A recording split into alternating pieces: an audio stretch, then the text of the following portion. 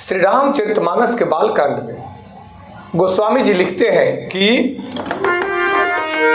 भागी भवन पैठी अति त्रासा, गए महेशु जहाँ जनवासा।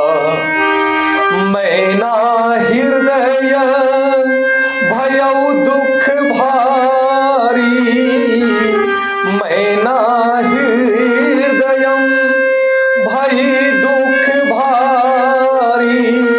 लीन्ही बोली गिरिश कुमारी, लीन्ही बोली गिरिश कुमारी। कहते हैं कि बहुत ही डर के मारे भाग कर वे घर में घुस गए। इतनी भयभीत हुई माता मैना कि वे बहुत ही डर गई और डर के मारे भाग करके घर में घुस गई और शिव जी की जहां जनवासा था वहां चले गए।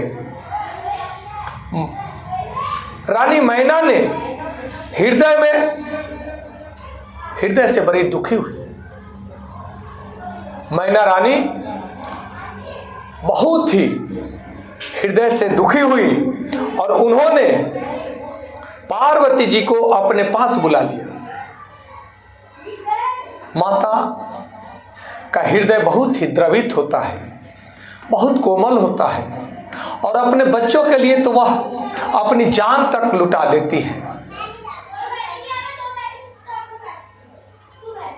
माता मैना रानी बहुत दुखी हुई, आहत हुई और वे अपनी पुत्री को अपने पास बुलवा लिया और दुखी होकर के वे बड़े पश्चाताप कर रही हैं कि भगवान मेरे ही भाग्य में ऐसे क्यों लिखे हैं कि हमारी सुंदर कन्या के लिए ऐसा ही वर भगवान ने क्यों दिया। कहते हैं कि भय, भ्रम और प्रेम के बीच मनुष्य का मन विचलित हो जाता है। इसलिए जब महिलाओं ने भगवान शिव के अद्भुत और विचित्र स्वरूप को देखा तो उनके शरीर पर भस्म, गले में सर्प, साथ में भूत प्रेतों की सेना, वे अत्यंत डर गई। ये सब देख करके सभी महिलाएं, सब लोग डर गए और डर के मारे भाग करके वे सब अपने अपने घरों में जाकर के छुप गई। उधर भगवान शिव जी की बारात जनवासे की ओर चल पड़ी। जब यह सब माता मैना ने सुना और देखा तो उनके हृदय में बहुत चिंता हुआ, बहुत दुख हुआ। उन्होंने तुरंत अपनी पुत्री पार्वती जी को बुलवा लिया और अपने पास बैठा लिया। ये तो हर माँ जब देखती है कि हमारी पुत्री के योग्य वर नहीं है तो उसको बड़ा दुख होता है, उसका हृदय आहत होता है कि लोग क्या कहेंगे कि अपने सुंदर कन्या के लिए इन्होंने कैसा वर ढूंढा है। चिंता में पड़ गई माता मैना। इस चौपाई के गहरे आध्यात्मिक रहस्य को समझना है कि भय का कारण सदैव ही अधूरी समझ रहा है। जब पूर्ण समझ जाते हैं, पूर्णता से समझ जाते हैं किसी विषय को तो वहां भय नहीं रहता, तब निर्णय कार्य करता है। परंतु आधी बात समझे, आधी नहीं समझे, तब वहां पे भय उत्पन्न होता है, भ्रम उत्पन्न होता है, क्रोध भी उत्पन्न होता है। कहते हैं जब हम किसी भी स्थिति को पूरी तरह से नहीं समझ पाते तो मन में भय पैदा होता है। महिलाओं ने शिव के स्वरूप को देखकर केवल बाहरी स्वरूप देखा, लेकिन उनकी दिव्यता की पहचान नहीं कर पाई। इसलिए यह ज्ञान विज्ञान हमें सिखलाता है कि अधूरी समझ अक्सर डर पैदा करती है। इसलिए हमें सदैव ही किसी विषय को गहराई से समझने की आवश्यकता होती है। माता का प्रेम और चिंता तो स्वाभाविक है कि बच्चों के प्रति माँ सदैव ही चिंतित रहती है बच्चों के भविष्य के लिए। और यह तो बेटी की विवाह है, इसमें बेटी के अनुकूल वर नहीं देख करके माँ मैना का स्वाभाविक है कि भय उत्पन्न होना है। कहते हैं कि कई बार ऐसी जीवन में परिस्थितियां आ जाती है जो हमें पहली नज़र में डरावनी और कठिन लगती है, दुखी करने वाली लगती है, परंतु जब परिस्थितियों को आगे हम समझते हैं वही परिस्थितियां आगे चल कर के हमारे जीवन का सबसे बड़ा आशीर्वाद बन जाती है। इसलिए किसी भी विषय को गहराई से समझने की आवश्यकता है। डर के आधार पर कभी निर्णय नहीं लेना चाहिए और हर परिस्थिति को समझने के लिए धैर्य रखने की आवश्यकता होती है। जीवन की हर घटना के पीछे कोई ना कोई दिव्य उद्देश्य होता है। इस भाव को हमें समझना है और समझने के लिए हमें इसे धैर्य के साथ में स्वीकार करना चाहिए, क्योंकि सत्य धीरे धीरे स्पष्ट होता है। भगवान शिव परम सत्य का प्रतीक है और माता पार्वती जी शक्ति के प्रतीक है। शिव और शक्ति का मिलन सृष्टि का सृजन का माध्यम बनता है।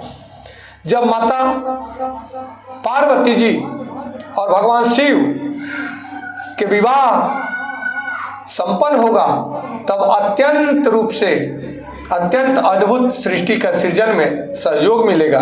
यही सभी देवताओं की आकांक्षा है। ज्ञान और प्रेम की विजय का यह विवाह स्वरूप है, परिणाम है ज्ञान देवताओं का और प्रेम और तप माता का, पार्वती जी का, और भगवान शिव का विज्ञान। यहाँ त्रिकाल, यह त्रिवेणी बन करके सुखद परिणाम का द्योतक बन रहा है। इसलिए हमें सदैव ही भय, भ्रम और क्रोध से ऊपर उठ करके, अहंकार से ऊपर उठ करके ज्ञान, विश्वास और शांति की ओर आगे बढ़ना चाहिए। यह दिव्य चौपाई हमें यही सिखलाती है कि भगवान के अद्भुत रूप को भी देखें, बाहरी स्वरूप को न देखें, क्योंकि भगवान भोलेनाथ तो सबको देने वाले हैं, सबको संवारने वाले हैं। उनको क्या चीज चाहिए? वे जानते हैं कि जो जिसको मिलने वाला है या मिल रहा है वह कल नहीं रहेगा, परंतु भगवान स्वयं सृष्टि के प्रतीक हैं। भगवान शिव चाहते तो बड़े राजमहल में रहते, परंतु भगवान शिव का छत आसमान है, आकाश है, अंबर है और बिस्तर बाघंबर है, और उनका साधना का स्थल पर्वत का पत्थर है जहाँ बैठ करके साधना करते हैं। प्रकृति के कंदमूल फलों को आहार रूप में ग्रहण करके भगवान शिव हमें बताते हैं कि प्रकृति से जुड़े रहो। जो प्रकृति से कट जाता है वह अपने जीवन से कट जाता है। प्रकृति ही जीवन है। प्रकृति को संवारो और प्रकृति के साथ संबंध बनाओ, तभी आपका जीवन निरोग, शक्तिशाली और दीर्घायु को प्राप्त करेगा। नमस्कार, धन्यवाद। हर हर महादेव। जय माता पार्वती जी। जय श्री राम। जय श्री राम।